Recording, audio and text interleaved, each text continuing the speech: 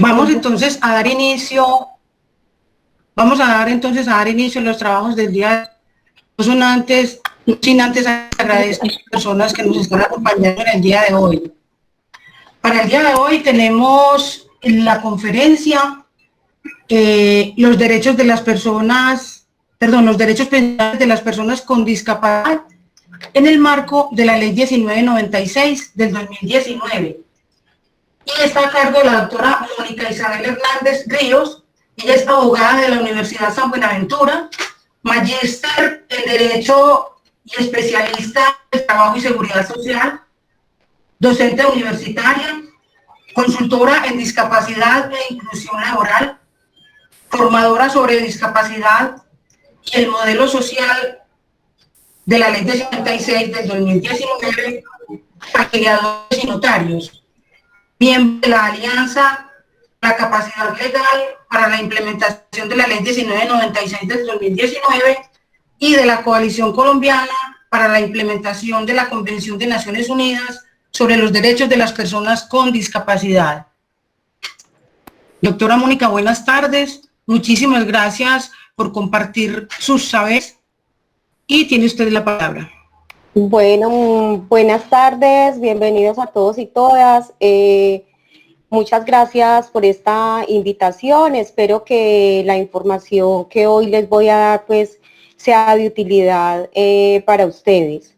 El tema pensional es uno de los temas por los que más muchas veces complicaciones tienen todas las personas en general, pero para las personas con discapacidad pues a veces la complicación es doble, ¿sí? Acceder al sistema pensional y sobre todo al trámite, una vez yo cumpla los requisitos, es en la mayoría de los casos difícil para cualquier persona, o difícil o de mucho trámite. Pero cuando se trata de personas con discapacidad, pues muchas veces es más complejo. Me voy a permitir entonces compartir la presentación para que vayamos hablando. Yo entonces hago la presentación y al final nos quedamos un momentico resolviendo las inquietudes que ustedes tengan, si no las resolvemos todas. Si quiere a Sanafe a través de María Josefa y la otra compañera, las pueden recoger, las redactan, me las mandan y yo les puedo mandar pues como ya una respuesta por escrito. Listo, porque sin duda que hoy no vamos a alcanzar a responder todas las inquietudes. Voy entonces a compartir la pantalla para compartir la presentación.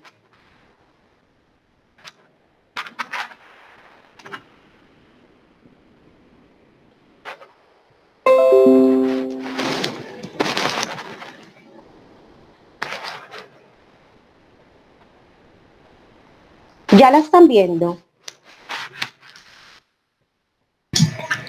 Sí, no, todavía. Sí, señora.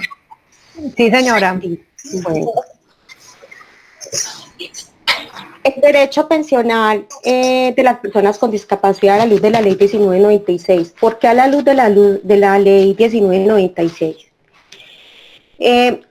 Ustedes saben que con esta ley desapareció todo el proceso de interdicción, ¿cierto? Que era un proceso que involucraba mucho a las personas con discapacidad cognitiva e intelectual y a las personas con discapacidad psicosocial o mental, es decir, las personas con esquizofrenia y todas estas condiciones de salud mental. Este proceso desaparece.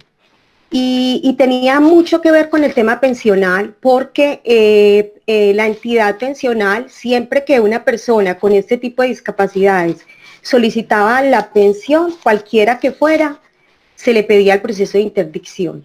Ojo, un requisito que nunca ha estado presente en la ley 100 de 1993, ¿sí?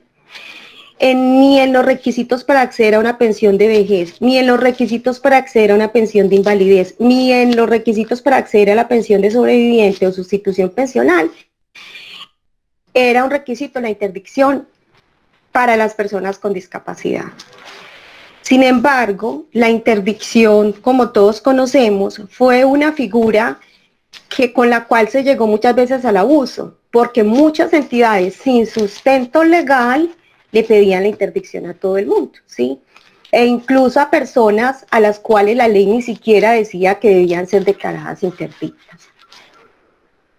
Con la ley 1996 vuelve y se recalca que no se tiene por qué pedir la interdicción y que no se le deben imponer barreras a las personas con discapacidad para acceder a estos derechos, ¿sí? Como yo les decía, sí, muchas veces cualquier individuo encuentra barreras en estas entidades pensionales, las personas con discapacidad encuentran el doble de barreras.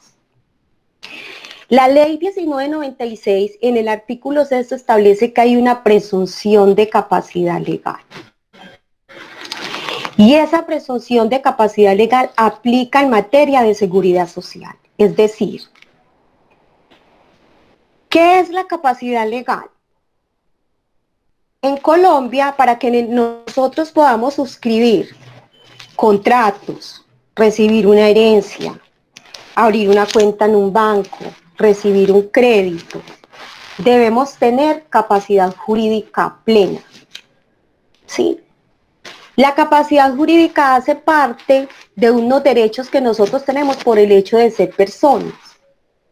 Pero resulta que antes de la ley 1996, en Colombia no podían ejercer la capacidad jurídica las personas con discapacidad cognitiva o psicosocial.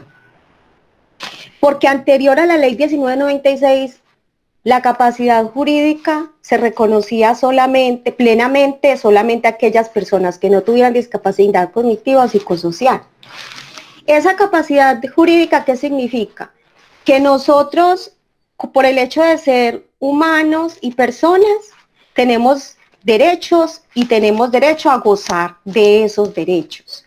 Entonces, todos tenemos derechos. Pero adicional, podemos ejercer esos derechos, y ejercer esos derechos significa actuar en derecho, es decir, poder suscribir un contrato, realizar un acto jurídico, hacer una compraventa, recibir una herencia. Pero resulta que antes de la ley 1996, entonces las personas con discapacidad cognitiva y psicosocial no podían ejercer los derechos. Y como no podían ejercer los derechos, tenían que nombrarle un curador. Y ese curador reemplazaba entonces toda la autonomía de la voluntad, tomaba las decisiones por esa persona, y entonces esa persona quedaba anulada para el resto de su vida. Porque el curador no solamente, el nombramiento del curador no solamente afectaba a su autonomía, sino que le afectaba todos sus derechos. Esa persona entonces no se podía casar, no podía celebrar ningún contrato, no podía ejercer los derechos políticos. Entonces, básicamente, el efecto de la interdicción no era solo patrimonial, sino que se declaraba la muerte civil de la persona, ¿sí? Anulada por completo. Y aparte de eso, entonces, esa persona no podía disfrutar nunca de sus bienes. Entonces, como esa interdicción existía para las personas con discapacidad cognitiva o psicosocial, las entidades pensionarias incluyeron incluyeron esta figura de la interdicción dentro de sus requisitos, porque fueron requisitos impuestos por las entidades, no era un requisito de la ley 100. Pero así como las entidades pensionales, muchas entidades pedían la interdicción sin ningún sustento legal, porque de alguna manera la interdicción surge en Colombia, pero no era para todo, ¿cierto? Pero empezaron a hacerlo para todo. Como ya no existe la interdicción y el artículo de esto nos dice que hay una presunción de capacidad legal para todas las personas con discapacidad mayores de edad, ya ninguna entidad tiene por qué estar pidiéndoles la interdicción, porque todavía, incluso después de que nace esta ley, hay gente que no sabe y todavía están hasta presentando procesos de interdicción en juzgados.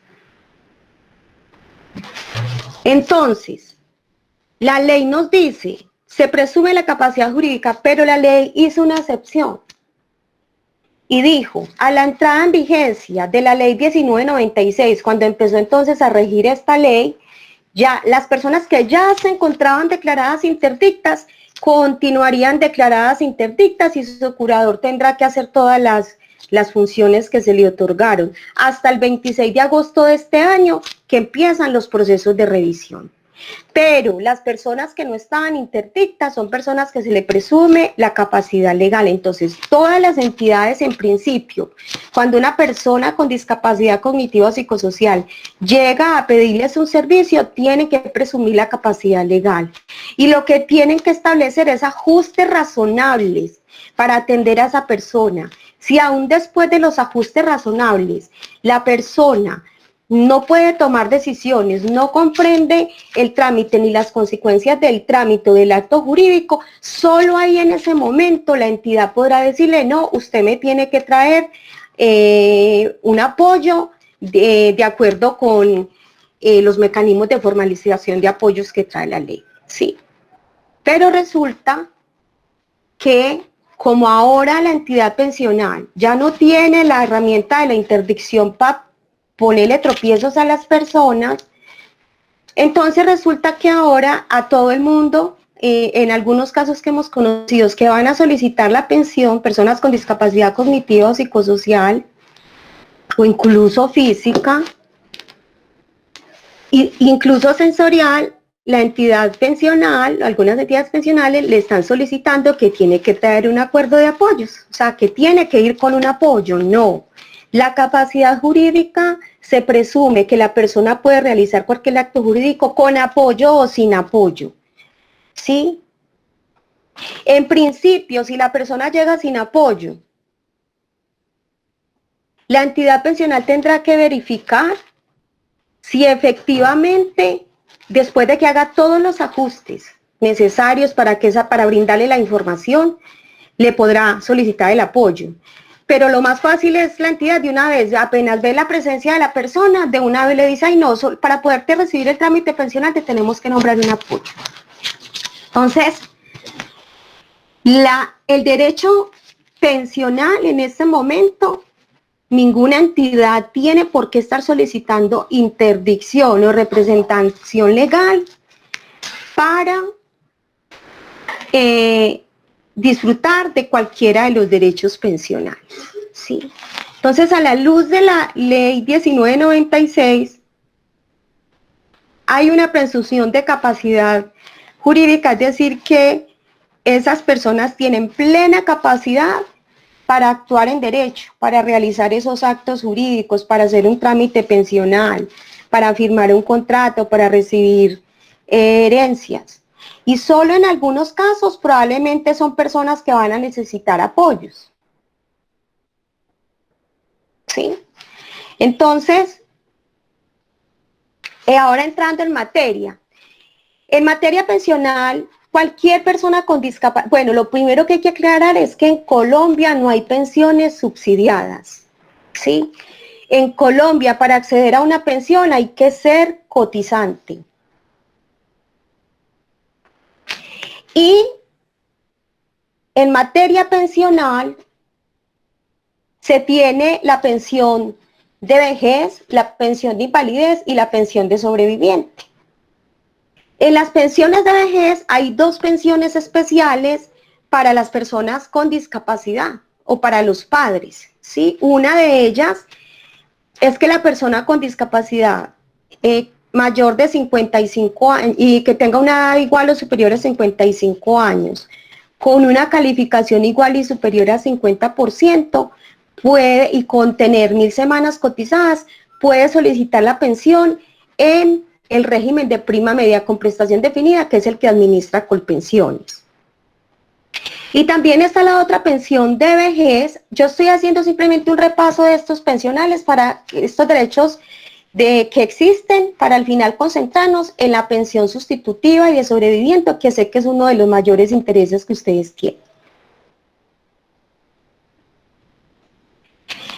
La pensión entonces especial de vejez, que es para el padre o madre cabeza de familia que tengan hijo con discapacidad. ¿Qué se le pide de requisito a ese padre o a esa madre? Que tengan 1300 semanas cotizadas, ¿sí? Y que el hijo con discapacidad tenga una discapacidad igual o superior al 50%, que dependa económicamente de ese padre o de esa madre. Esta pensión opera en los dos sistemas pensionales, tanto en el régimen de prima media, que es administrado por Colpensiones, como en el régimen de ahorro individual, que es administrado por los fondos privados. ¿Sí? Entonces, tenemos la pensión de vejez, que igual una persona con discapacidad que trabajó 25 años puede obtener la pensión de vejez con las 1.300 semanas, ¿sí? O si está en alguna de estas condiciones. En la primera, si es ella misma una persona con discapacidad y cotizó 1.000 semanas en su vida, puede tener derecho a esta pensión. O tienen derecho a pensionarse a cualquier edad el padre o la madre que tenga 1.300 semanas. Esa es una de los beneficios de esta pensión especial de vejez para el padre o la madre. Y es que si el padre o la madre tienen las 1.300 semanas cotizadas, pueden pensionarse a cualquier edad, siempre y cuando tengan un hijo con discapacidad, con una calificación de pérdida de capacidad laboral igual o superior al 50%. Listo. Otra pensión a la que se tiene derecho es la pensión de invalidez. Y aquí hay un asunto muy importante porque tenemos que diferenciar entre el certificado de pérdida de capacidad laboral o el dictamen de pérdida de capacidad laboral a la certificación de discapacidad.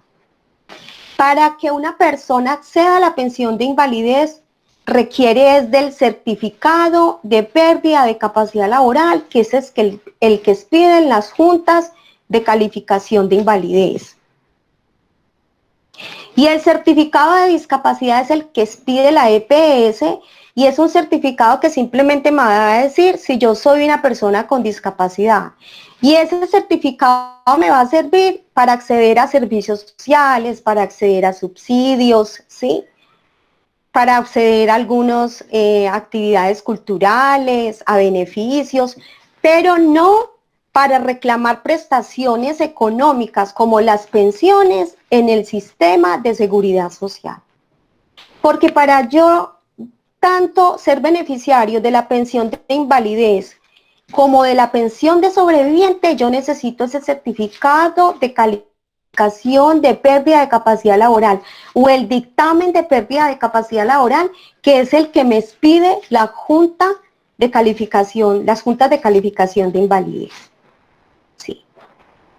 Y para acceder a esta pensión de invalidez, se pide que la persona con discapacidad tenga una calificación igual o superior al 50% y que además haya cotizado 50 semanas los 3 años anteriores a la fecha en que le estructuraron la invalidez o a la fecha en que ocurrió el accidente. Y ojo, que la fecha en la que le estructuraron la invalidez no necesariamente debe coincidir con el día que a mí me calificaron, ¿sí? La fecha de estructuración de la invalidez es la fecha desde la cual yo empecé a tener pérdida o limitación en la realización de actividades a causa de una enfermedad o de un accidente. ¿Sí? Entonces, esos son los requisitos para acceder a la pensión de invalidez, que tenga una capacidad igual o superior al 50%, de pérdida de capacidad laboral y que haya cotizado 3 semanas, 50 semanas los 3 años anteriores a la estructuración de la enfermedad. Pero nunca el certificado de discapacidad nos va a servir para acceder a las pensiones de invalidez o a la pensión de sobreviviente. Ahora vamos entonces así a entrar en materia. Vamos a mirar entonces cuáles son los requisitos de la pensión de sobreviviente y actualmente cómo están después de que sale esta ley 1996. Pero antes de explicar bien los requisitos, hay que tener en cuenta 2 características fundamentales en la pensión de sobreviviente o sustitución pensional. Vamos a llamar la pensión de sobreviviente porque así es como la denomina la Ley 100 de 1993. Porque unos son los requisitos cuando quien fallece es una persona que estaba afiliado, que se encontraba cotizando o aún sin estar cotizando, pues no había todavía alcanzado la pensión. Y otra cosa es cuando se muere el pensionado, o sea, la persona que ya estaba gozando de una pensión de invalidez o de una pensión de vejez. Entonces, si yo tengo un hijo con discapacidad, con una calificación igual o superior al 50%, y resulta que su padre o su madre estaban activos todavía en el sistema, estaban afiliados porque todavía no habían logrado obtener la pensión. Entonces, ese hijo con discapacidad primero tiene que cumplir los requisitos para el hijo con discapacidad que establece la ley 100, que ya los vamos a ver. Y segundo, el afiliado tuvo que haber cotizado 50 semanas los 3 años anteriores a su muerte. Es decir, si es un afiliado que cotizó 10 años, pero resulta que cuando falleció, ya llevaba más de 3 años sin cotizar, sus familiares no van a tener derecho a la pensión de sobreviviente porque no tienen esas 50 semanas dentro de esos 3 años anteriores a su muerte, así él tenga 500 semanas o 600 semanas cotizadas, ¿sí? Y ahí lo único que va a tener derecho la familia es a recibir una indemnización sustitutiva, que es un dinero que es un dinero simbólico que le dan a la persona de lo que ese afiliado cotizó. En cambio, cuando se muere el pensionado, es decir, aquella persona que ya estaba disfrutando de la pensión de invalidez y de la pensión o de la pensión de vejez, no hay requisito de semanas. Aquí simplemente se exige que el hijo con discapacidad cumpla los requisitos que establece la ley 100, que ya los vamos a ver. Entonces, muy claro, una cosa es que fallezca el afiliado y otra cosa que fallezca el pensionado. ¿Qué es la pensión de sobreviviente? Es una pensión que busca la protección de la familia como un núcleo fundamental de la sociedad, ¿sí? Y aquí no vamos a hablar de la familia fundamentalmente pues como la conocemos papá, mamá, hijos, no. Ustedes saben que ya tenemos diferentes tipos de familia, la pensión de sobrevivientes para todos esos tipos de familia, ¿sí? ¿Y qué busca esta pensión? De que esas personas que dependían económicamente de quien fallece puedan seguir atendiendo sus necesidades y puedan seguir subsistiendo. De tal manera que no se le vea alterada la situación social económica con la que contaba cuando el pensionado o el afiliado estaban vivos. Y póngale mucho cuidado a esto, sin que se vea alterada la situación social y económica con que contaban en vida del pensionado y del afiliado. Porque ese pedacito depende mucho ese requisito de la dependencia económica. Porque cuando a uno en las pensiones de sobreviviente nos piden como requisito la dependencia económica, no hablamos de una dependencia económica total. Es decir, que es que la persona no pueda tener ningún ingreso porque si no, no va a ser beneficiario de la pensión de sobreviviente. No, porque a pesar de que la persona tenga el ingreso, con la falta de esta pensión de sobreviviente, esa persona puede ver alterada la situación social y económica con la que contaba al momento de la muerte del pensionado o del afiliado, ¿sí? Independiente, puede que él tenga ingresos, pero resulta que ese ingreso no le va a permitir seguir llevando la misma vida y el mismo estilo de vida que llevaba antes de que falleciera el familiar. Entonces, no es una dependencia económica total. ¿Quiénes tienen derecho a la pensión de sobreviviente? El cónyuge, compañero o compañera permanente, ¿cierto? Los hijos menores de 25 años, los hijos menores y hasta los 25 años sí trabajaban.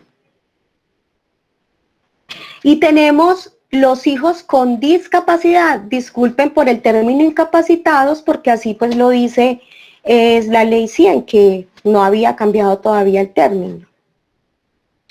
Y son beneficiarios de la pensión de sobreviviente los hijos con discapacidad si dependían económicamente del causante. Independientemente de que ese hijo con discapacidad tenga un ingreso o no. Que muchas veces las familias no dejan trabajar los hijos de miedo de que si el hijo con discapacidad se vincula laboralmente, pierda el beneficio de la pensión de sobreviviente. No. Porque anteriormente era probable, porque es que antes del 2016 sí había un requisito en esos beneficiarios, y es que decía que no podían tener otros ingresos. Pero en el 2016 la Corte eliminó eso de que no puedan tener otros ingresos con el fin de promover la inclusión laboral de las personas con discapacidad. Entonces, si sus hijos están trabajando, no los hagan salir del trabajo de miedo a que van a perder la pensión. Porque es que la dependencia no es total. Y el hecho de que su hijo esté trabajando no significa que con eso que él está recibiendo pueda mantener el nivel de vida que usted le da en este momento. Y puede que más adelante él esté sin trabajo. Ustedes saben que el trabajo en Colombia no es tan estable como quisiéramos, y menos para las personas con discapacidad. ¿Sí? Entonces, los requisitos para que un hijo con discapacidad pueda acceder a la pensión de sobreviviente son que ese hijo tenga una calificación de pérdida de capacidad laboral igual o superior al 50%. Pero esa calificación de pérdida debe provenir de las juntas de calificación de invalidez. Y segundo, que dependa económicamente de ese padre o de esa madre. No más. Pero sí tiene que tener una calificación igual o superior al 50%.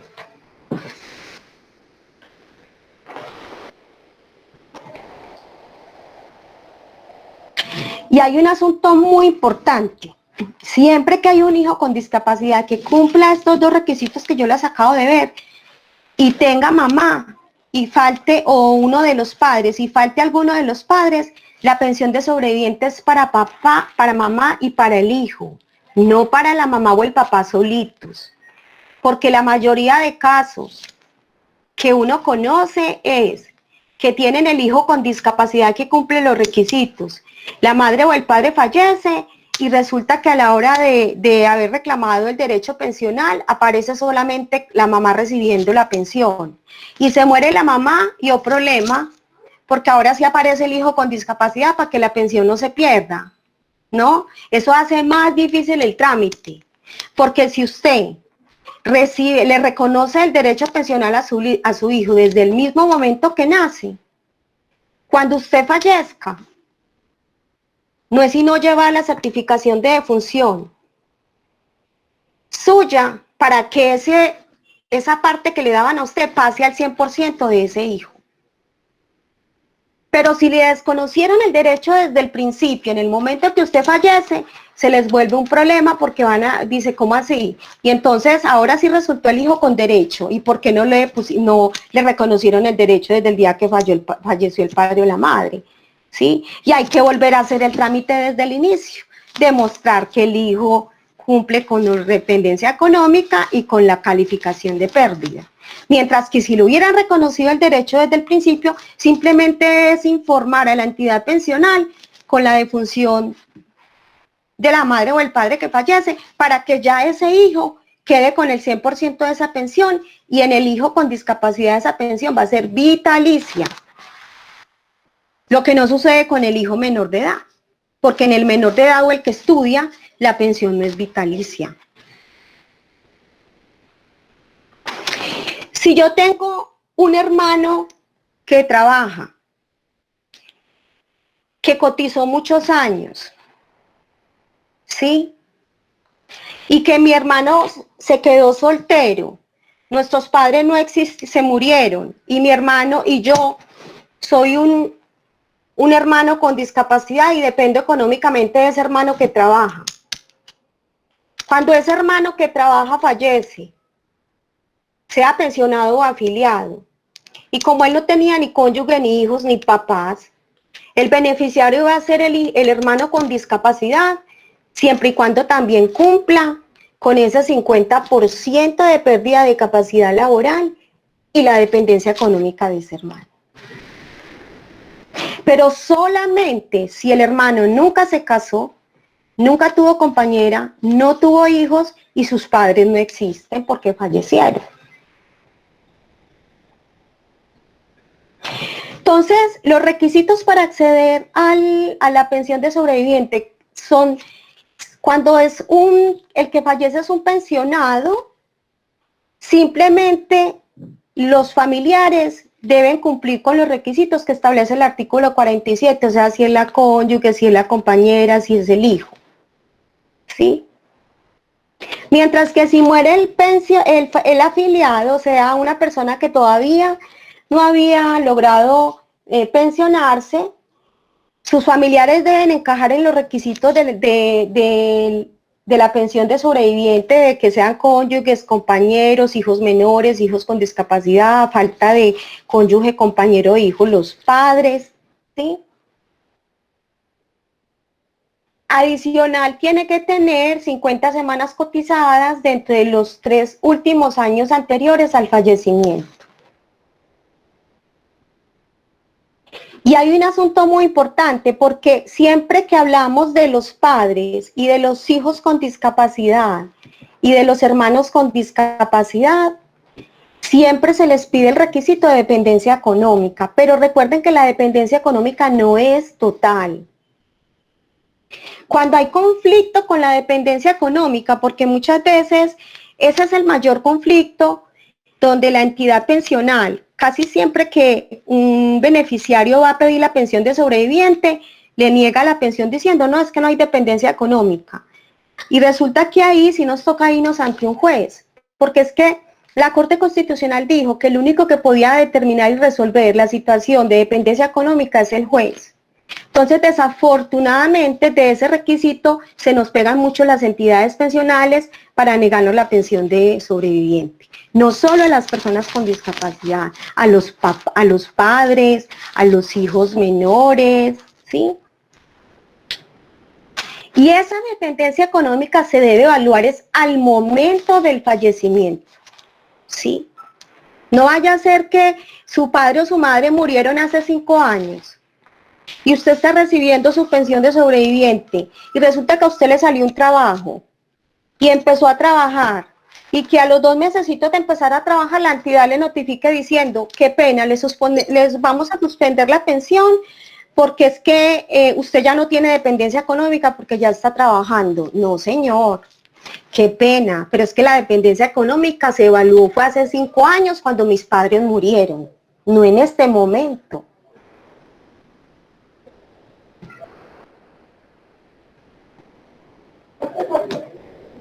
¿Sí? Entonces, ¿por qué la dependencia económica no es total?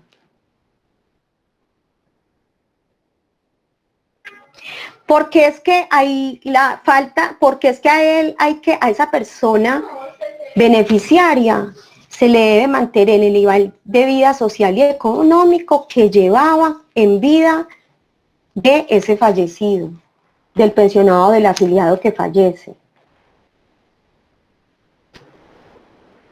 Porque el fin último de pensión de sobreviviente es que ese beneficiario pueda autoproporcionarse y mantener su subsistencia.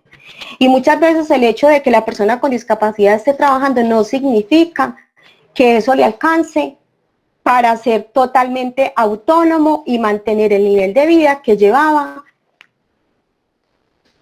antes de que muriera su familiar.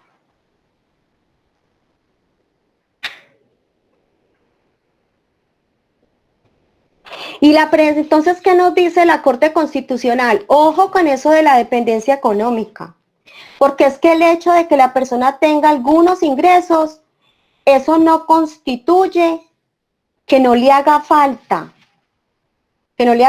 otros ingresos para poder tener una vida totalmente independiente y en condiciones dignas.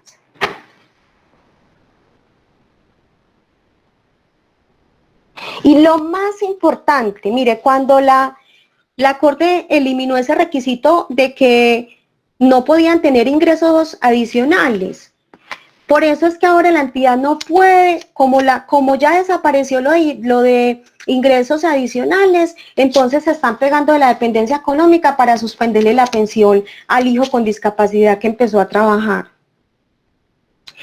Entonces la Corte dijo, a los hijos con discapacidad no se les puede negar la posibilidad de tener mejores ingresos para cubrir sus gastos. Porque negarle esa pensión de sobreviviente a esos hijos con discapacidad es desestimular la superación de las personas con discapacidad para buscar algún medio de subsistencia. Y es negarles el esfuerzo de su realización personal. Entonces lo que busca es promover la realización personal.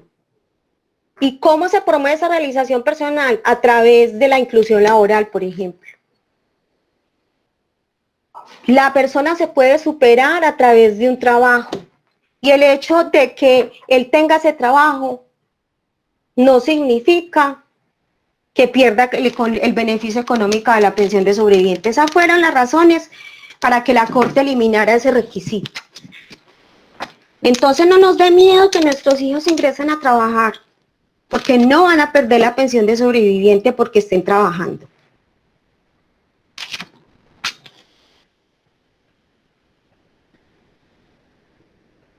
¿Sí? Y acuérdense, ese hijo con discapacidad, para que sea beneficiario, tiene que tener una calificación igual o superior al 50%. Y que ese certificado de pérdida de capacidad o dictamen, como lo llaman las juntas, solamente lo expiden las juntas de calificación de invalidez. El trámite se puede hacer solicitándole a la EPS o al médico tratante que nos remita a calificación. Si es obligación de la EPS que los remita para que ese costo lo asuma la EPS. Pero también lo puede hacer la persona acudiendo a la junta, solo que eso tiene un costo de un salario mínimo. Recuerden además que este certificado se lo solicitan también muchas empresas cuando les van a dar la oportunidad de vinculación laboral. Sí, Reina, buenas tardes. Cuando pueda me regala para hacerle una pregunta. Sí, señora, dijimos que al final hacíamos las preguntas. Ah, bueno, qué pena. Lo que pasa es que como no me va a ver el link, me conecto un poquitico tarde, pero gracias. Bueno. La pensión de sobreviviente se tramita al momento del fallecimiento del afiliado o del pensionado. Y si hay una madre o un padre y un hijo con discapacidad que cumpla los requisitos que acabamos de ver, son los dos los beneficiarios, concurren los dos al mismo tiempo para la pensión de sobreviviente. No es la mamá sola o el papá solo que tiene derecho a la pensión de sobreviviente, porque la mayoría lo que hacen es irse solitos a reclamarla para no tener que hacer el trámite con el hijo con discapacidad. Y resulta que cuando esa madre se muere, ahí sí le reconocen el derecho al hijo, para que la pensión no se pierda y el hijo quede protegido. Pero le van a dejar es una dificultad a ese hijo, porque a ese hijo le va a tocar empezar el trámite desde cero ante la entidad pensional, porque como ustedes nunca le reconocieron ese derecho, ahí lo van a dejar embarcado en ese problema. En cambio, si en el mismo momento concurren, en el momento que el afiliado o el pensionado fallezcan, concurren los dos a recibir su derecho, la pensión se dividirá en 50% para la madre y 50% para ese hijo con discapacidad. Y en el momento que esa madre o ese padre fallezca, simplemente informando a la entidad que esa madre falleció, el 50% va a ser parte de ese otro, se le suma el 50% que ya estaba recibiendo el hijo con discapacidad. En cambio, si no le reconocen ese derecho desde el inicio, le toca al hijo empezar de cero, a ir al fondo pensional para que se la apruebe, para que le reciba el trámite, para que demuestre que él sí era hijo de ellos, porque le van a decir, entonces, ¿usted por qué no concurrió con ella en el momento de que nació el derecho? ¿Cierto? Entonces antes le van a dejar una carga al hijo para hacer todo ese trámite. No se debe desconocer el hijo, el derecho a la pensión de sobrevivientes del hijo con discapacidad. Porque es que cuando nosotros no le reconocemos ese derecho en el momento que nace, le estamos casi que robando, entre comillas, el derecho. ¿Sí? Entonces es muy importante que tengan en cuenta eso. Ahora bien, lo que les decía, desde mucho antes de la ley 1996, la entidad pensional viene exigiéndole a los fondos de pensiones y a Colpensiones que no tienen por qué solicitar la interdicción, ni que tienen que establecer barreras para que esa persona pueda disfrutar de la única fuente de ingresos para mantener una vida digna. Pero a pesar de eso, porque es que antes incluso de que existiera la interdicción, se le llamó la atención muchas veces y reiteradamente, y todavía cada año y todos los días le llaman la atención a la entidad. Incluso desde antes de la ley 1996 le decían, no, es que usted no tiene por qué pedir la interdicción. La interdicción nunca fue un requisito de la ley 100. Y probablemente muchas madres y muchos padres no le reconocieron ese 50% de derecho al hijo para no ir a hacer el trámite o porque no contaban con los recursos para hacer la interdicción. Tampoco es por gusto de los padres, ni por voluntad de ellos, sino también por eso. Porque claro, en esa época cuando iba la madre con el hijo con discapacidad cognitiva o psicosocial, la ponían a voltear y le decían así, pero para reconocerle a su hijo el otro 50, tiene que traerme la interdicción y la calificación del 50%. Entonces muchos padres prefirieron recibir solos esa pensión para no ponerse a hacer el trámite de la interdicción. Pero mire también, si la interdicción nunca hubiera desaparecido, en el problema que queda ese hijo, cuando ese padre fallezca, a ver quién le va a hacer el proceso de interdicción para que él vaya ahora sí a reclamar la pensión de invalidez. Entonces no le desconozcamos ese derecho a los hijos, ¿sí?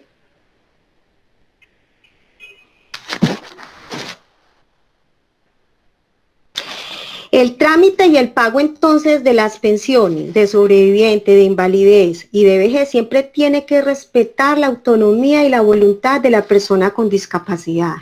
Y las entidades pensionales deben hacer los ajustes, ¿sí?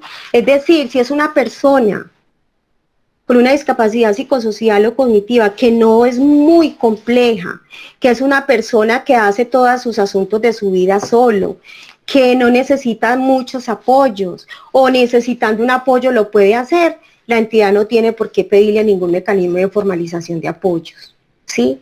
Porque lo que está pasando ahora es que va una persona con discapacidad cognitiva, le voy a poner el ejemplo más evidente, que es una persona con síndrome de Down, ¿sí? Porque muchas veces la discapacidad psicosocial, como no se nos nota exteriormente, pues muchas veces el funcionario no se percata de eso. Mientras que con la persona con síndrome de Down, claro, pues mismo le ven la apariencia física, mismo le dice, ay, no, tráigame un acuerdo de apoyos o tráigame una sentencia del juez donde le nombre un apoyo. Tampoco se tiene que sujetar la pensión de sobreviviente siempre a que haya un apoyo, si es una persona. Y mire, en todas esas sentencias donde la Corte le ha llamado la atención a las entidades diciendo no pidan la interdicción, generalmente pasa con personas con esquizofrenia, que son personas que la Corte lo regaña porque, vea, son personas con esquizofrenia que ellos mismos hacen su trámite ante la entidad pensional. Ellos mismos hacen todo. Pero resulta que al momento de ingresarlos a la nómina o de la entidad pensional, pagarle la pensión, le pedía la interdicción. Entonces la Corte decía, no es justo. Si la persona fue capaz, ella sola, de hacer su propio trámite, eso significa que es una persona que puede tomar decisiones y que tiene voluntad y preferencia. Entonces no es posible que a esa persona le pidan la interdicción ya para el pago. O sea, él sí es capaz de hacer todos sus trámites, pero no va a ser capaz de manejar su platica. Además, si es una pensión de vejez, por ejemplo, él la trabajó toda su vida, es su platica, él puede hacer con ella lo que quiera. Porque él fue el que cotizó para su pensión de vejez. Entonces, con las personas con esquizofrenia, muchas veces y con otras discapacidades psicosociales pasaba eso, que la misma persona hacía todo su trámite. Y resulta que para ingresarlos a nómina, ya le decían, ay no, pero es que ya para ingresar a la nómina usted sí me tiene que traer una sentencia de interdicción. O ahora entonces le van a decir, no, para ingresar a la nómina ya usted tiene que traer un acuerdo de apoyos o una sentencia del juez donde donde le nombren un apoyo. Porque acuérdense, o los que han estado en capacitación desde la ley 1996, ya el curador desaparece. Pero lo que dice la ley es que tenemos que las personas con discapacidad pueden tener apoyos o no, o pueden solicitar apoyos. Y es normal. Igual que cualquiera de nosotros necesitamos apoyo muchas veces para hacer cualquier cosa de nuestra vida, cualquier trámite, una persona con discapacidad también necesita apoyos. Y habrán unos apoyos más profundos que otros, porque hay personas con discapacidades más complejas. Entonces la labor del apoyo va a ser más profundo, más intenso. Pero es un apoyo como el que necesita cualquier persona para realizar cualquier acto jurídico. ¿Cuántas veces yo no voy a comprar una casa y para ir a la notaría yo me apoyo de una persona que ya tenga experiencia en comprar y vender casas? Eso mismo hace una persona con discapacidad. Sí. Entonces, en este momento, esa es la situación que tenemos con las pensiones de sobreviviente. Sí.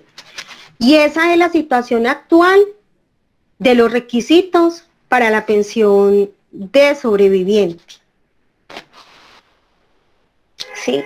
Entonces, la Corte le ha dicho a Colpensiones, usted tiene que eliminar todos esos condicionamientos injustificados que limiten el goce de las prestaciones económicas reconocidas a las personas en situación de discapacidad. Y debe respetar los derechos fundamentales. Desafortunadamente, una cosa es lo que nos dice la ley y otra cosa es cómo actúan las entidades, ¿cierto? Pero tenemos la ley y tenemos entonces ya las herramientas de cómo reclamar esos derechos, ¿sí? Entonces, si quieren, ya pasemos a las preguntas, Josefina. Bueno, doctora, muchas gracias. Creo que fue muy clara y creo que, mejor dicho, nos puso con muchas preguntas, pero vamos a arrancar con Ana Yadir Palacios, que nos está pidiendo la palabra. Buenas tardes a todos. Buenas tardes. Muy claro la explicación que dio la abogada, porque sí tenía demasiada duda en cuanto a eso, perdón. Pero en cuanto a lo que nos dice que la EPS me puede dar el puntaje, imagínate que yo tengo un niño con capacidades diferentes y yo pedí en la EPS para que me dieran lo del puntaje, y lo que me dijo la EPS fue que ya no estaba permitido, que pues ellos me hablaron de una ley ahí que ahorita no la tengo claro, que ya no estaba permitido dar puntaje, y lo que me dieron fue una certificación donde decía que mi hijo tenía múltiples malformaciones y múltiples discapacidad. Y lo otro es que yo por lo menos años anteriores la fundación, porque yo soy docente, la Fundación Médico Preventiva me dio un papel donde me decía que mi hijo tenía una discapacidad más del 50% más. Bueno, en cuanto a eso. Y lo otro es que por lo menos yo como docente, que tengo 17 años de servicio y tengo un niño con síndrome de asociación Charge, múltiples malformaciones, con respecto a lo que tú decías, que nos podíamos jubilar que teniendo 1000 semanas, entonces en el caso mío, que soy docente y que yo apenas tengo 40 años, pero tengo 17 años de servicio, y eventual me dicen que el niño ya no me lo pueden seguir recibiendo en la institución y debe quedarse en la casa, entonces yo podría hacer esa vuelta de pedir la pensión, o tengo que esperar cumplir el tiempo, los 50 y pico de años, o el tiempo de servicio. Gracias. Bueno, hay dos cosas para aclarar. Primero, yo no dije en mi presentación que la EPS les los calificaba. Antes, por el contrario, aclaré que quienes pide la calificación es el de pérdida de capacidad laboral, que es quien nos va a establecer el porcentaje de 50%, igual al 50% superior, es la Junta de Calificación Regional, y que quien nos expide el certificado de discapacidad es la EPS, y que el certificado de discapacidad no nos sirve para reclamar prestaciones económicas en el sistema de seguridad social. Lo que yo dije de la EPS es que ustedes, es probable que la EPS les dé la ruta, les autorice la ruta para ir a la Junta Regional y no tener que asumir los costos. Eso fue lo que aclaré. Listo, entonces, Sí, en este momento la certificación que usted tiene donde tenía esa calificación no le sirve, porque para el requisito de la pensión se requiere es el certificado de pérdida de capacidad laboral que emite las juntas de calificación de invalidez. Segundo, cuando yo hablo de las pensiones especiales de vejez, ojo, que yo dije, una cosa es los requisitos para la pensión de vejez especial para la persona con discapacidad, que para ella sí son 1000 semanas, ¿sí? Y que sí tiene que tener una calificación igual o superior al 50%. Pero para la mamá, en el caso tuyo, que eres mamá de un hijo con discapacidad y que me imagino que el hijo debe tener una calificación superior al 50%, tú te puedes pensionar en cualquier tiempo siempre y cuando tengas 1300 semanas cotizadas. Y las 1300 semanas cotizadas se logran después de haber trabajado 25 años. ¿Sí? Eso muchas veces lo logran mamás y papás que trabajaron desde muy jóvenes continuamente sin parar, que empezaron a los 18, 17 años, 19 años y trabajaron y cotizaron continuamente sin parar. Logran tener hasta 1400 semanas y pueden pensionarse a cualquier edad. Listo. ¿Quién tiene otra pregunta? Doctora, muchas gracias por la charla, está supremamente interesante. Mi hermano Alejandro ha trabajado en la vida, yo creo que 2 semanas. Mi hermano presentó su evento. Bueno, ¿cuál es el paso que yo debo seguir? Entonces, cuando mi hermano tiene 51 años, está interno, mi papá y mi mamá están todavía vigentes, muy bien, pero en el momento en que mi papá, que es el pensionado, fallezca, entonces la pensión es para mi mamá y mi hermano. De una vez hay que hacer esa anotación, para cuando mi mamá fallezca, entonces mi hermano quede cubierto. Y entonces Listo. es muy importante que ustedes hagan de una vez ya esa calificación. El certificado de pérdida de capacidad laboral no vence.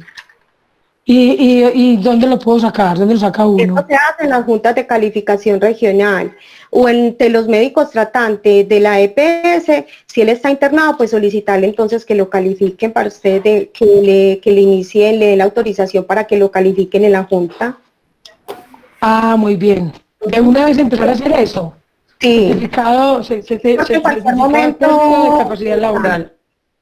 Para que en el momento que fallezca el papá que está pensionado, pues de una vez tenga listo todo.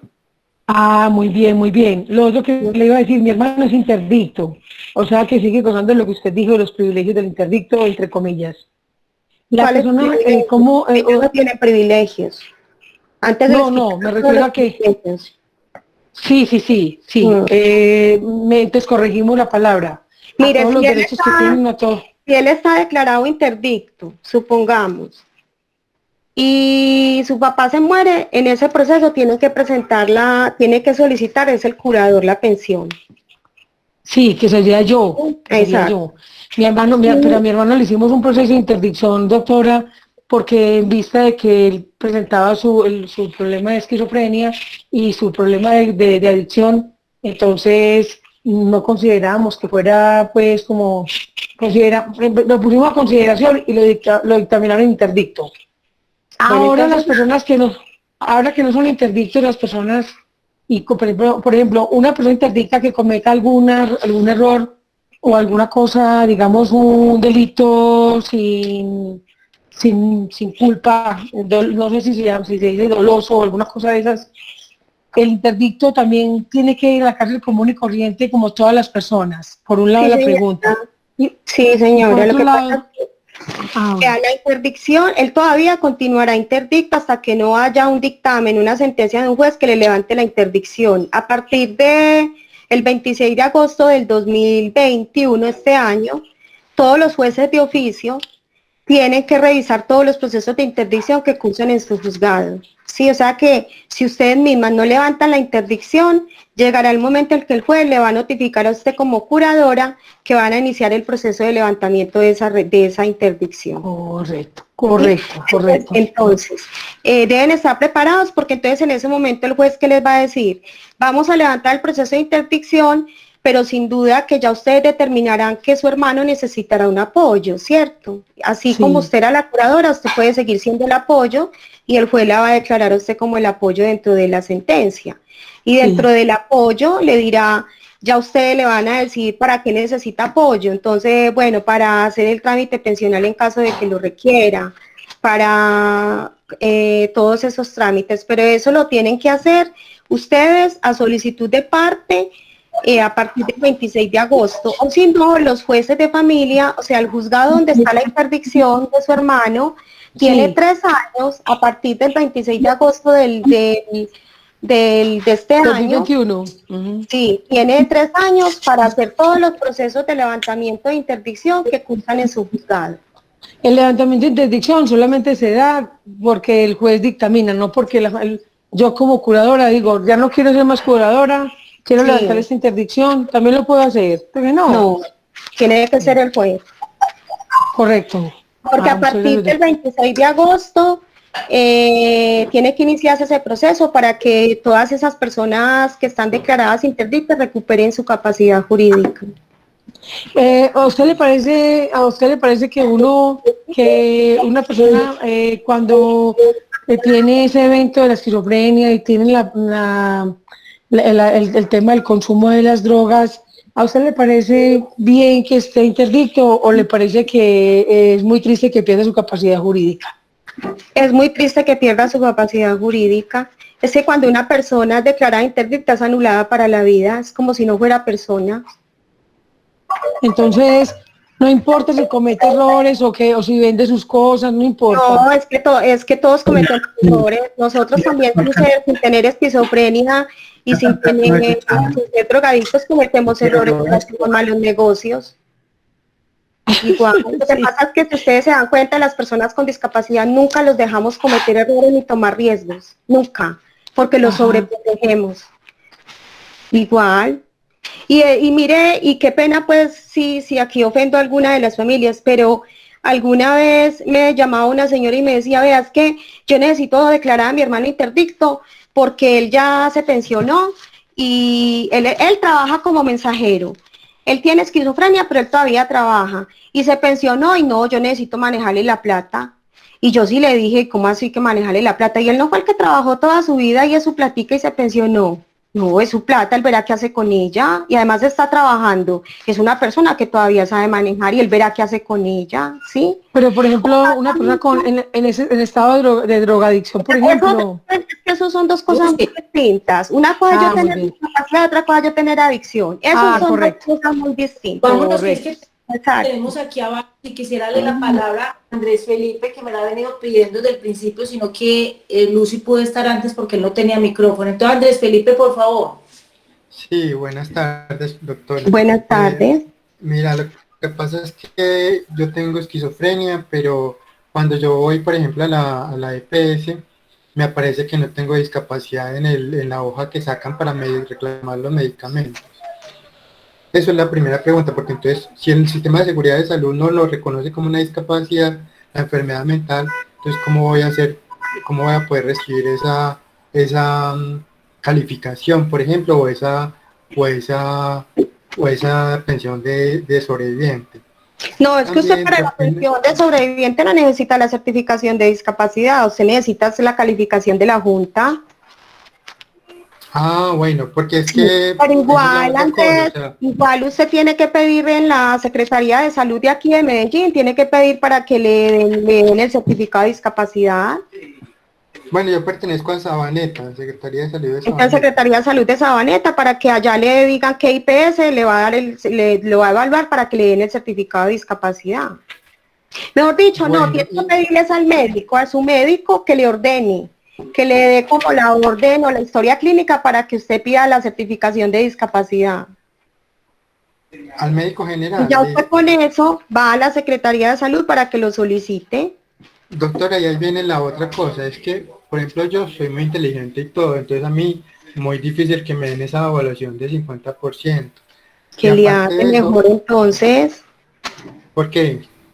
porque usted puede trabajar, Felipe, Andrés, porque si lo califican en un 50%, usted tiene menos probabilidad de que usted pueda trabajar o hacer alguna cosa, porque lo van a rechazar en todas partes. Eso, no, pero mira que, Exacto. por ejemplo, hubo Pero, un pero, momento, cuando yo pero, tenía mucha depresión, cuando yo tenía mucha mm, depresión, yo no me molé, casi ni me levantaba de la cama, casi mm. no tenía mucha anedonia, mucha apatía por la vida, por las cosas, y no podía pues tener momento laboral, pero ya sí, ya estoy más hábil, ya estoy más capacitado, pues en mejores condiciones. Y estoy estudiando licenciatura en Ciencias Naturales en la Universidad de Imagínate, Antioquia. tú no necesitas que te califique todavía la Junta Andrés Felipe. Mira, eso puede esperar. Si de pronto tú ves que puedes trabajar, termina la universidad, sigues trabajando. Y una cosa que yo te aconsejo es, en ninguna parte le cuentes a nadie tu diagnóstico, porque eso genera mucho estigma y probablemente no te van a dar trabajo. ¿Sí? Ni siquiera para la hoja de vida. No. Porque, por ejemplo, en EP me estaban dando, por ejemplo, una vacante, pero sí, no alcancé a ella, para personas con Ah, discapacidad pero EPM, psicosocial. pero siempre en un proceso de inclusión laboral te van a pedir la calificación de pérdida de capacidad laboral. Y si tú dices, como estás bien, no te va a dar al 50. Entonces lo que yo te digo es, tú puedes llevar una vida como la llevamos todos, ¿sí? No Sí, le grites a todo viento, a todo el mundo que usted tiene ese diagnóstico. Porque no te van a, eso, porque todos aquí conocemos que las personas que tienen discapacidades psicosociales sufren más estigma que las otras personas con discapacidad. Sí, claro, sí. eso es Sino que, ¿qué lógico. pasa, Andrés Felipe? Que en el futuro, cuando tú estés más mayor, porque así como son las enfermedades degenerativas y crónicas, que cuando estamos más de cincuentones es cuando empezamos a sentir más afectación, puede que tu enfermedad en esa época sea más degenerativa y en esa época sí te dé la calificación. Y para pedir la pensión de sobreviviente, sí me daría la calificación o algo, no sé, después. Si fallecen tus papás en estos momentos, te tendrías que calificar en este momento, pero si en este momento no lo necesitas, no tienes necesidad de calificarte, porque para esa pensión sí necesitas ese 50%.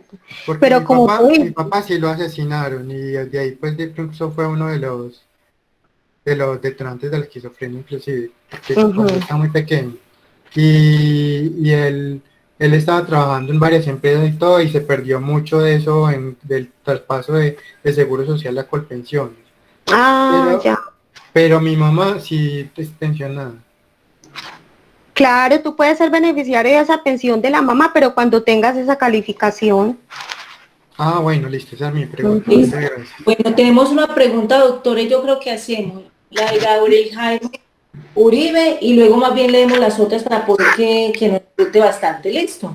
No Gabriel me Jaime Uribe. las pueden mandar y yo ya se las mando por Bueno, respuesta y ustedes se la comparten a las familias. perfecto. Aquí está Gabriel Jaime Uribe, que sí pidió la palabra hace rato. Bueno, buenas tardes. Buenas La tardes, pregunta Gabriel. mía es la siguiente. Le cuento, pues usted mencionó que en la Junta Regional de Invalidez la evaluación vale un salario mínimo. Yo también, indagando por otro lado, pues en internet apareció la Junta Médico Laboral que hace esta evaluación en 410.000 pesos. Yo llamé y me dicen que, pues, que sí sirve ese certificado que expiden allá. La pregunta mía ¿es cierto pues que me sirve ese certificado que me valga 410.000 pesos o mejor que haga el que vale un salario mínimo con la Junta Regional de Invalidez? ¿Cómo si vale un salario mínimo? No, pues en la Junta Regional de Invalidez vale un salario mínimo, pero por ejemplo esta otra que llama la Junta Médico Laboral, que creo que queda por Prado, y esa vale 410.000 pesos. Yo cuando ya me pregunté, me dijeron que sí, pues que eso servía, pues que esa evaluación servía para sustitución pensional. Entonces la Pues pregunta la mía verdad no sé, Gabriel, siempre hemos tenido esa discusión, porque el ente oficial que recibe que dice la ley es la Junta de Calificación Regional, y así lo dice expresamente. No sé en la práctica qué tanto se esté valiendo ese certificado que pide la Junta Médico-Laboral. No sé, eso ahí sí no te lo sabría decir, porque la ley ciencia hace referencia a la Junta Regional. Entonces, ok. no sé qué tanto, yo sé que de pronto para algunos procesos de inclusión laboral,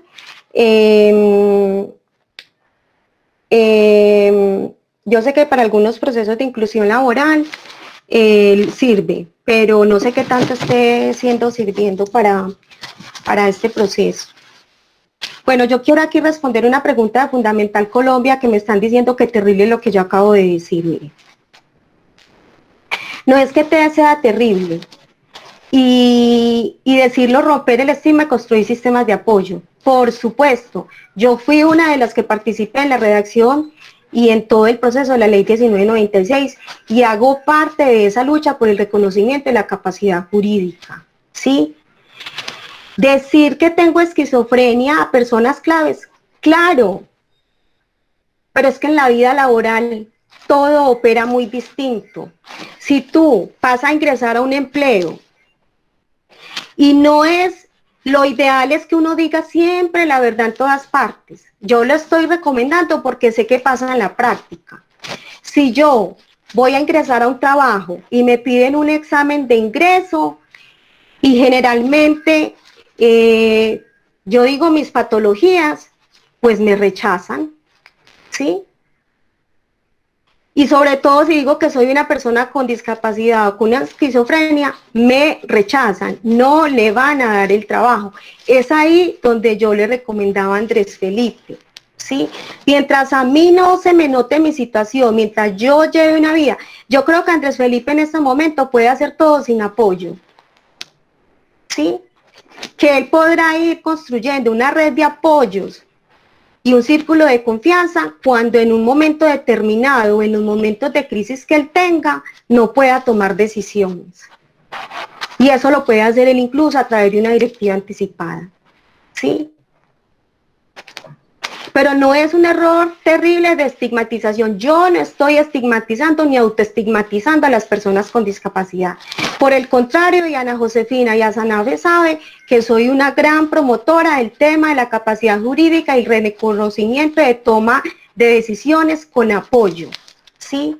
Y por eso hago parte de la Coalición Colombia para la implementación de la convención, porque reconocemos todos los derechos de las personas con discapacidad. Y lo que yo estoy diciendo no solamente le pasa a una persona con discapacidad, ¿sí?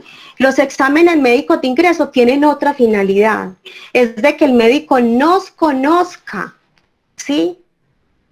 Y que la empresa, al vincularnos a la empresa, haga los ajustes para que de acuerdo a mi condición, enfermedad, yo pueda trabajar. Pues en la vida real no existe. Porque desafortunadamente a raíz de todo el ausentismo laboral que están viviendo las empresas por incapacidades y por otro tipo de cosas, entonces las empresas en los exámenes médicos de ingreso, cuando detectan que la persona tiene un diagnóstico y un diagnóstico que probablemente le va a generar incapacidades, prefieren no contratar. Sí. Sí, yo creo, doctora, que yo en particular estoy totalmente de acuerdo y varios que están escribiendo acá, porque es que lo que se vive, una cosa es lo que nos dicen, pero otra es lo que se vive, ¿cierto? Sí. Usted nos dice hasta cuándo... Y me disculpan y yo sí le pido respeto porque Fundamental Colombia me está diciendo que soy irresponsable, ¿sí? Entonces, yo sí le pido pues un poquito de respeto y yo lo digo con conocimiento de causa porque le di esa recomendación a Andrés Felipe. Y no es para usted estigmatizarlo, sino que eso pasa en la vida real, en el ámbito laboral. En el ámbito laboral se hacen demasiadas cosas, entonces lo que necesitamos es precisamente eso.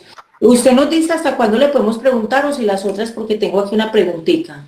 No, bien pueda, yo tengo tiempo. Pero listo. Esta persona me dice, porque vamos a leerlo a ver si así nos rinde más, que el hijo tiene más de 50 semanas cotizadas y tiene 20 años de diagnóstico con esquizofrenia y depende totalmente de los papás, que pues hasta ahí llega la pregunta, pero me imagino ¿esa persona logrará la pensión? La pregunta sería a Margarita, que la hizo, si esos 50 semanas las hizo en los últimos 3 años, ¿cómo? Margarita. Sí. Listo. Sí, nosotros le habíamos hecho una evaluación hace mucho tiempo, a él le calificaron la EPS y eso fue hace por ahí 10 años y no le dieron la calificación del 50, porque en esos días que él en esos días estaba bien, pero él tiene hospitalizaciones, tiene demasiadas hospitalizaciones y él depende totalmente de nosotros. Entre nosotros estábamos averiguando y un abogado nos dijo que tenía que tener el mínimo 150 semanas para poder él recibir la pensión. Por mi parte me habían dicho que yo inclusive podía unir las semanas cotizadas que yo tengo para que recibiéramos la pensión juntos.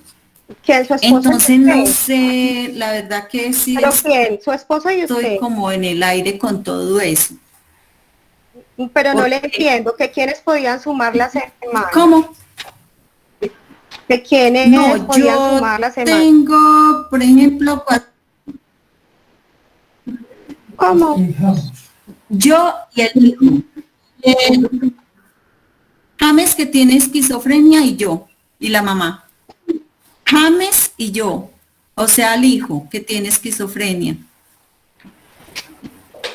Bueno, las pensiones no se pueden, las cotizaciones no se pueden sumar con el hijo y el padre o la madre. Hay una pensión que se llama la pensión familiar, que es para sumar las cotizaciones del padre y de los dos cónyuges, pero no entre el hijo y la madre. Él probablemente podrá ser beneficiario. ¿Usted todavía es cotizante? ¿Cómo? ¿Usted todavía es cotizante? No, yo tengo ya 60 años, pero no, a mí me van a devolver la pensión porque no tengo, pues la plata, porque no tengo todas las semanas cotizadas. Y estoy es por protección. Y entonces, eso ya no tiene que ver ya, o sea, según eso no tengo nada que ver con James por lo de la pensión. Entonces, la pregunta mía sería, James, ¿sí se puede pensionar con las 50 semanas? Lo que pasa es que el requisito de las 50 semanas son anteriores a la fecha de estructuración. Es decir, el dictamen que él tiene donde lo calificaron, a él lo calificó la Junta Regional de Calificación. Sí, a él lo calificaron, pero hace como 10 años. No, y entonces fue la misma EPS. No, la misma EPS no califica, por eso le digo, la EPS lo que pues sí es... No, a él lo mandaron, de la EPS lo mandaron. Entonces, resulta que como fue hace 10 años, él no tenía 50 semanas cotizadas hace 10 años, porque las 50 semanas tienen que ser antes de la fecha de estructuración, y si fue hace 10 años, pues seguramente el dictamen tendrá una fecha de estructuración y antes de esa fecha él no tenía 50 semanas cotizadas. Claro, pero ahora él sí las tiene. Pero ese es el requisito. Lo que pasa es que ya, si él sigue trabajando y probablemente tiene esa pérdida de capacidad laboral, de pronto pueden solicitar la pensión de invalidez y si la niega, hay algunos abogados que, o algunos jueces que han reconocido esa pensión cuando la persona ha cotizado ya como varios años y los han logrado reconocer sin que las 50 semanas sean anteriores a la fecha de estructuración. Pero eso ya le toca con un abogado que le pueda solicitar esa pensión así, pero generalmente no la conceden porque los 50 semanas siempre se piden que sean anteriores a la fecha de estructuración, y como esa calificación fue hace 10 años, pues antes de eso él no tenía esas semanas cotizadas. Sí, él depende totalmente de nosotros, de los papás, porque él no puede laborar. Él no puede... No, en la pensión de invalidez no hay dependencia económica. En la pensión de invalidez solamente está el requisito de las 50 semanas y de la calificación igual o superior al 50%.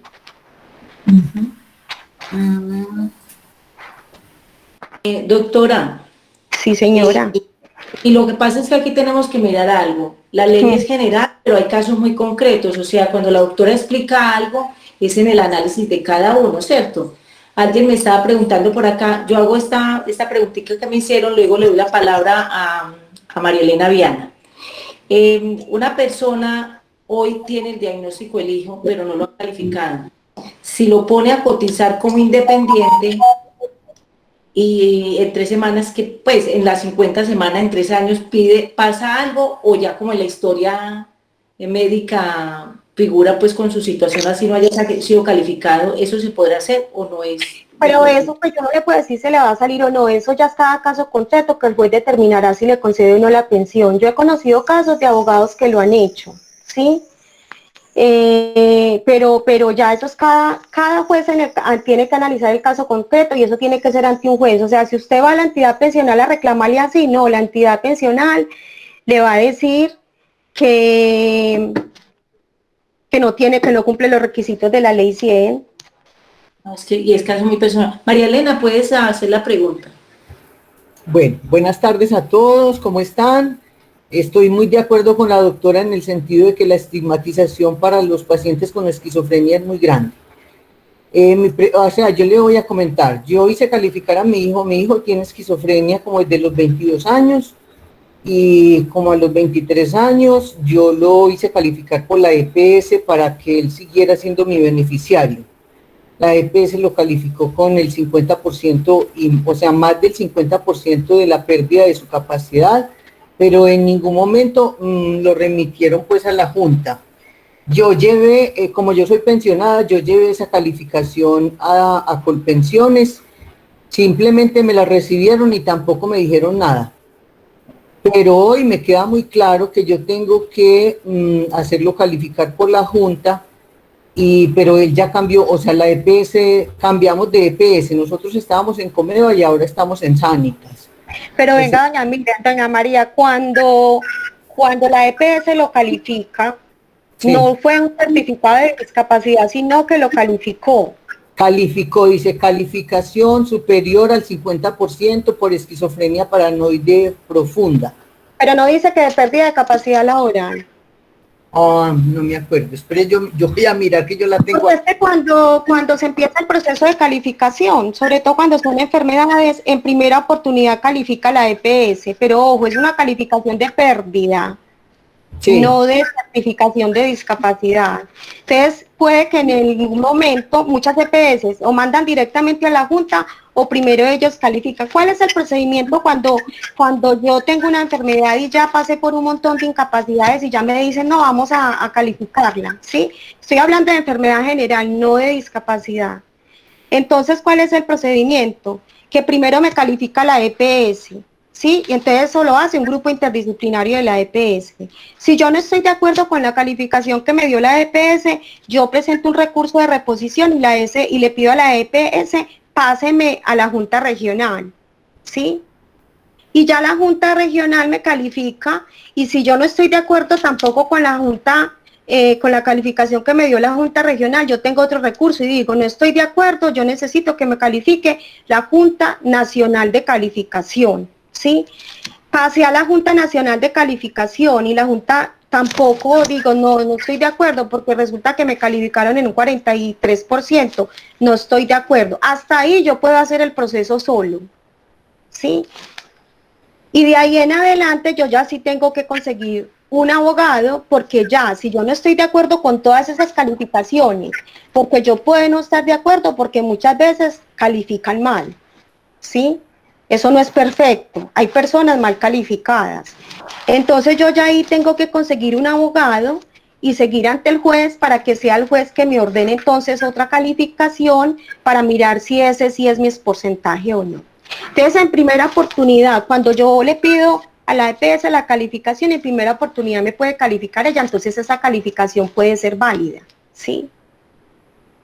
Pero la ley sí dice específicamente que es el certificado de pérdida de capacidad laboral. Pero ojo, que es que confunden el certificado de pérdida de capacidad laboral con el de certificación de discapacidad. Y el de certificación de discapacidad no nos sirve para el tema pensional. A ver, yo hice esa solicitud porque, pues como yo soy pensionada y mi hijo estaba estudiando y se retiró de estudiar por su enfermedad, yo hice la solicitud de la calificación de la EPS porque yo necesitaba que él siguiera siendo mi beneficiario, por supuesto, en la EPS, para no tener que a los 25 salir de la EPS también. Pero obviamente la calificación quedó ahí. O sea, yo lo que tengo que hacer, a pesar de que ya nos cambiamos de EPS, yo ya sé que la nueva EPS seguro no lo va a remitir, pero entonces habrá que pagar a la Junta para que le haga la calificación definitiva, porque a mí sí me interesa que... Claro, dejar eso listo. Bueno, que uno ya no sabe cuándo estira el pie, él pueda pues quedar con la pensión. Y no dejarle que él tenga que hacer tanto trámite, sino dejarle como tú dijiste. Desafortunadamente, pues es que la esquizofrenia no se cura, eso está ahí. Pero que se cura, eso no se cura. Entonces, pues hay que garantizarles una mejor calidad de vida.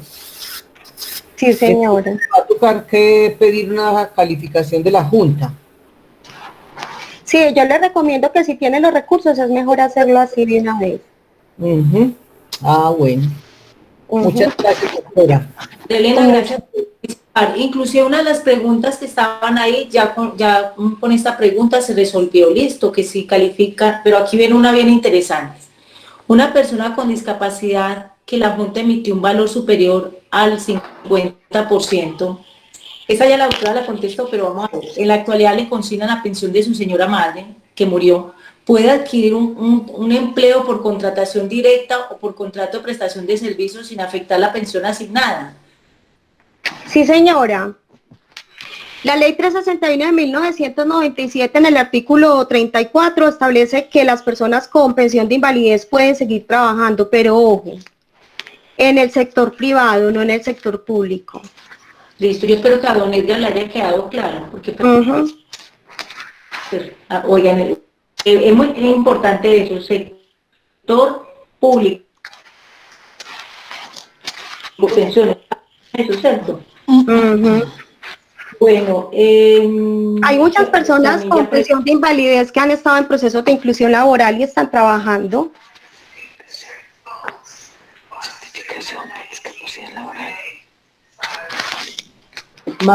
Mamá dice aquí, mamá heredó pensión, está enferma, yo busco pensión de sobreviviente, tengo esquizofrenia, no trabajo remunerado desde el 2009.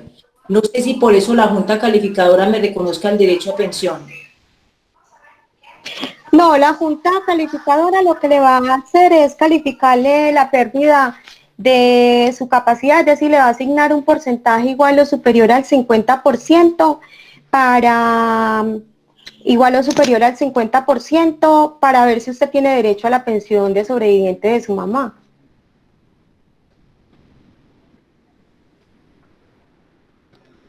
Espero pues que el que lo haya acertado le haya quedado claro. Está muy bien lo que la doctora aquí habló. Voy a hacer esta otra pregunta que aquí pregunta Natalie Morales. Su hermano fue declarado interdicto y mi madre fue declarada su curadora. Eso fue antes de la ley 1996. Estamos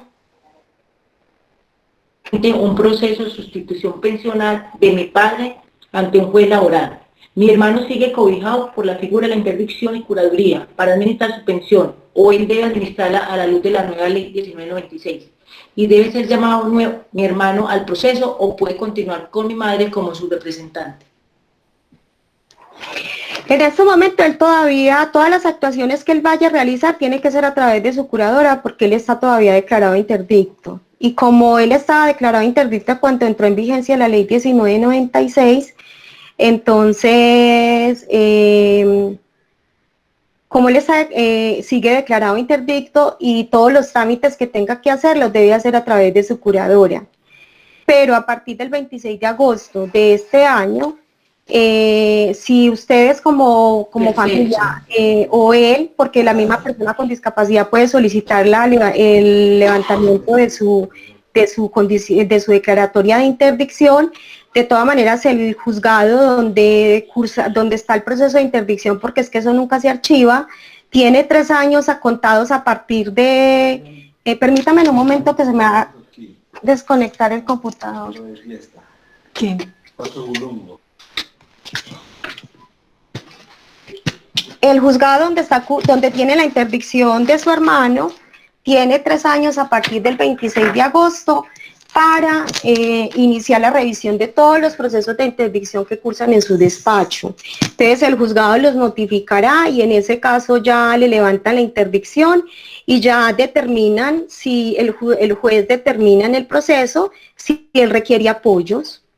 Y la complejidad de los apoyos, y el apoyo podrá seguir siendo su mamá o pueden ser otras personas. Bueno, creo que con esta...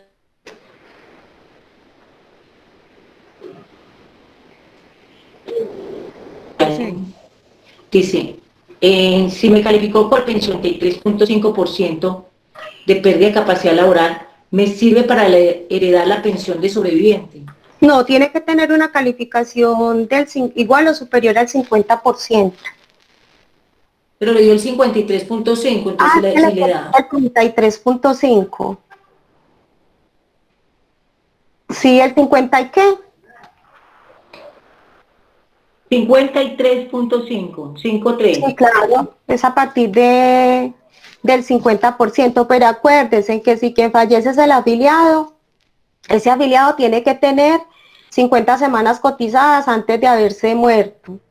Pero si quien fallece la persona que ya estaba gozando de una pensión, no necesita semanas. Perfecto. Creo que ya no me quedaron más preguntas. Disculpa, yo tengo una pregunta. Buenas tardes. Sí. Buenas tardes.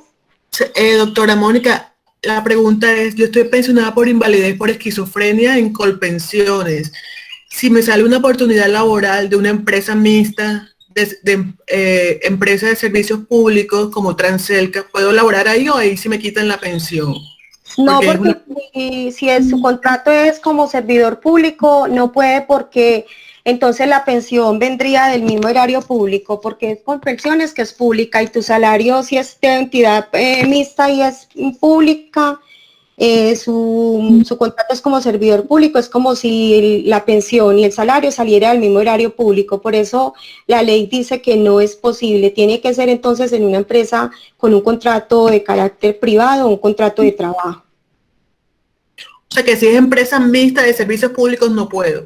La verdad es que yo no, Dori, no te sabría decir el tipo de contrato que tienen en la empresa mixta de servicios públicos, porque no sé si son trabajadores oficiales o si son servidores públicos o si tienen un contrato laboral común y corriente. Usted no te sabría responder. Porque yo pues manejo mucho el tema de derecho laboral y pensional, pero desde el punto de vista del sector privado. Porque el sector público tiene otra normatividad muy diferente. Ok, listo. Gracias, doctora. Sí, señora, si es un contrato de prestación de servicios es porque es público y ahí no te podrían vincular. Ok, gracias. Bueno, yo creo que si alguien más tiene alguna pregunta o si no, pues los agradecimientos totales a la doctora, que sabemos de su gran aprecio pues hacia nosotros. Sí, pero ya vamos a...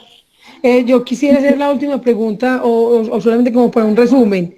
La certificación por discapacidad laboral la emite la Junta Calificadora y la Junta Calificadora solamente va la persona, o sea, si mi hermano está en ese momento en un lugar interno, ¿ese lugar donde él está puede remitirlo a la Junta Calificadora o es la EPS o es el médico de familia o quién lo remite? La EPS, el médico que lo está tratando. Ah, correcto. Y la certificación de discapacidad, y la certificación de discapacidad, ¿la emite quién? La emite, se la tiene que pedir al médico tratante para que él la ordene y le dé la historia clínica. Y con esa historia clínica usted va a la Secretaría de Salud, porque es allá donde le dicen cuál IPS le corresponde para que lo certifiquen, para que le hagan la valoración y le emitan la certificación, porque la certificación de discapacidad ya la hace es un grupo multidisciplinario. Ah, o sea que la certificación de discapacidad es una cosa, la certificación de discapacidad laboral es otra. La pérdida de capacidad laboral es otra, sí señor, y son dos entidades muy distintas. Pero igual, Lucy, como nos explicó la doctora, también ustedes lo pueden hacer saliendo del bolsillo de ustedes la calificación, que vale un salario mínimo. Entendí eso a la doctora. Pero cuando no va, pero cuando lo pedimos como particular, si la EPS la ordena, no nos vale, no nos cuesta. Lo asume la EPS. La EPS entonces es, bueno, muy bien, doctora, muchísimas gracias. Uno cree que todo le quedó claro, pero a la hora del té uno dice, ay, Dios mío, ¿qué fue lo que dijo? Pero porque hay mucha información, ¿cierto? Un poquito tiempo, sí señora. Doctora, disculpe, si mi calificación me la hizo Colpensiones con una entidad aseguradora, ¿eso me sirve para heredar la pensión de sobreviviente? Me la hizo Sí, señora, porque en primera oportunidad también puede calificar el fondo de pensiones. Ok, listo. Muchas gracias, doctora, por su explicación. Bueno, señora. Dice doctora Mónica. Por todo. Doctora Mónica, muchas gracias por toda su disposición y colaboración. Lo están escribiendo. Ha sido una exposición muy clara y nos dio muchas luces a todos los participantes.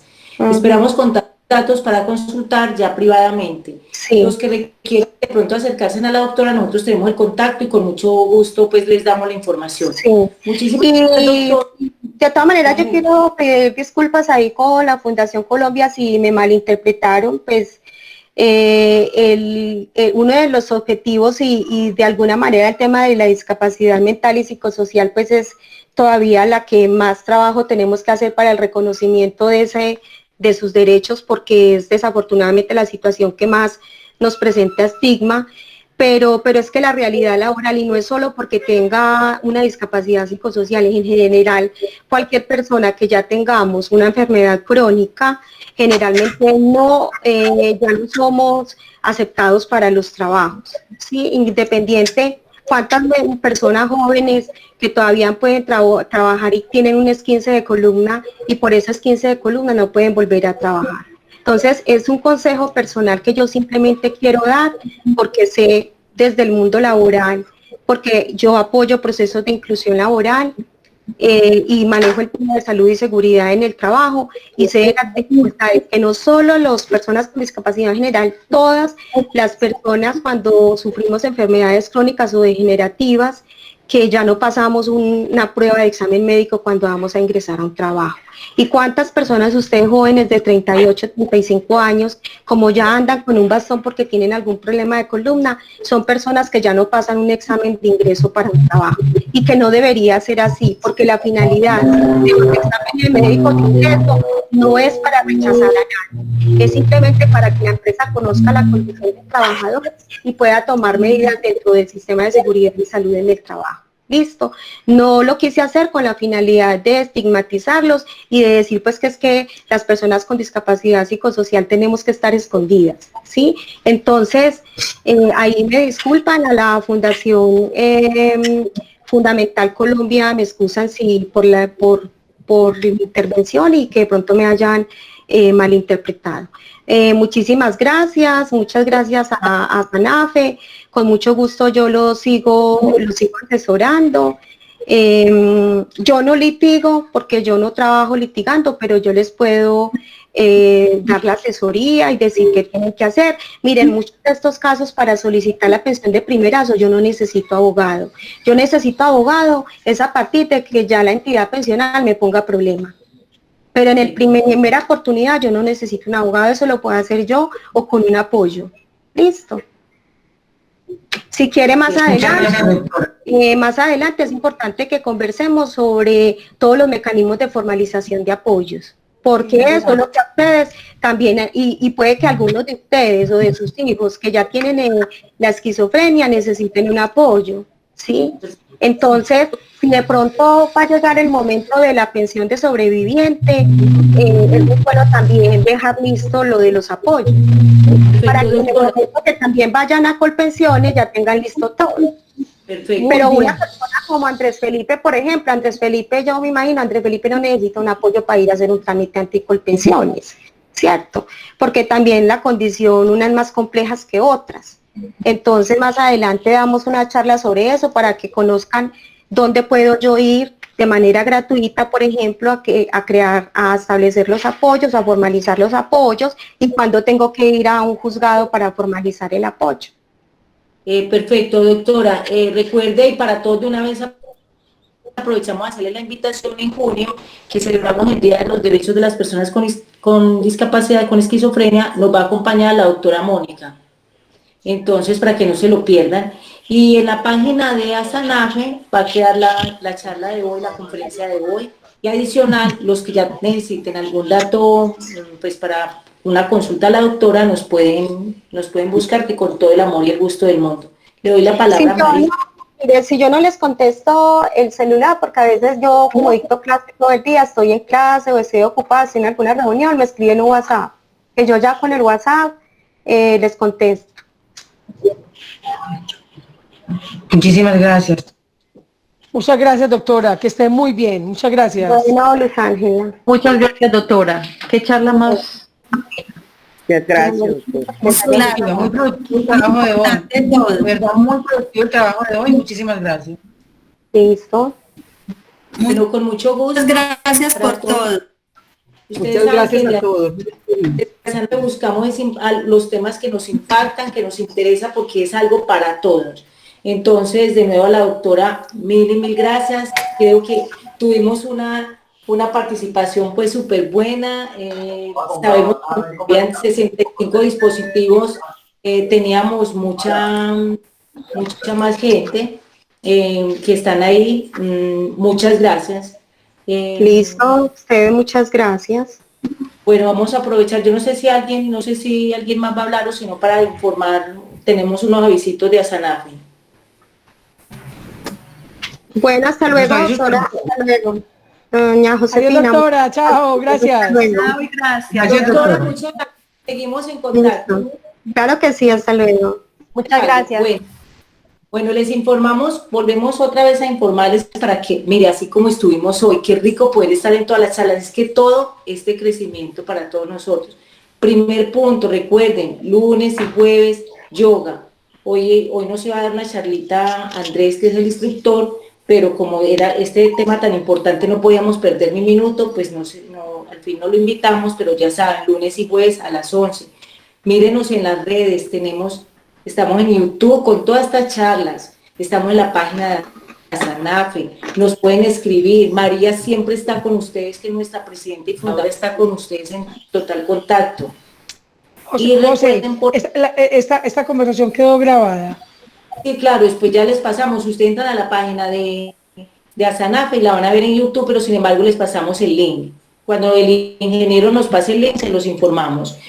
Bueno, otra cosa. Josefina, se te va el audio. Digo, pésame el teléfono, yo voy a ver qué. No. Se fue el audio, Josefina. Como yo no echaba, ellos. Mira. El programa para nosotros es un programa de la participación de todos ustedes. Pachales, que nos vamos.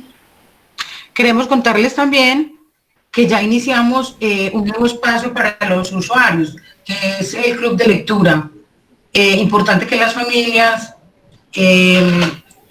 motiven a los usuarios, a los chicos y a las chicas, para que integren este nuevo espacio, donde se encuentran, hablar en torno a un tema, a un poema. Bueno, es un espacio propio para ellos. Y recuerden los lunes el conversadero de 4 a 5:30. O sea, no necesariamente tienen que hablar, porque hay personas que me dicen, Josefina, es que a mí no me gusta hablar de mis problemas. Pues, la verdad, el de todos nosotros es el común, tenemos el mismo. Pero la que no quiere hablar no importa, pero escucha y de pronto algunas cositas le pueden servir. Y si tiene algo nos puede escribir y nosotros lo informamos y entre todos nos ayudamos. De verdad que ha sido un espacio bien interesante. Entonces, no, pues muchas gracias, seguir encerraditos. No sé si alguien quiere decir algo más, pero creo que ya estamos llegando a... Yo sí quiero decir una cosa, Josefa, para recordarle a los usuarios que en mayo, la segunda semana de mayo, se van a comenzar las clases de guitarra para los usuarios y sus familias que quieran participar. Ya estamos en inscripciones, llevamos 6 personas inscritas, entonces todos los que quieran participar, bienvenidos. Le pueden pasar el datico a María. Muchas gracias. Ah, sí. Se requiere, si ya tienen, sí, o sea, pueden participar con o sin experiencia. Personas que quieran participar de curso de música con o sin experiencia. Bueno, como ustedes ven, de todas formas en la Sanafe estamos pues súper activos, pero la idea es que todos participemos. Mire que todos los días tenemos algo. Inclusive la biblioteca de PM estamos autorizados, pero por esta pandemia lo tenemos suspendidos, porque es que no podemos pues como salirnos de pronto de esta situación. Pero lo que queremos es todo lo que hagamos por todos nuestros usuarios, por nosotros mismos, eso es bienvenido. Entonces, muchas gracias de nuevo. Los esperamos en la siguiente charla que les estaremos avisando y va a estar súper interesante. No se pierdan, búsquenos en las redes, inscríbanse en YouTube, en el canal de nosotros, que todo eso pueden les llega a todas las...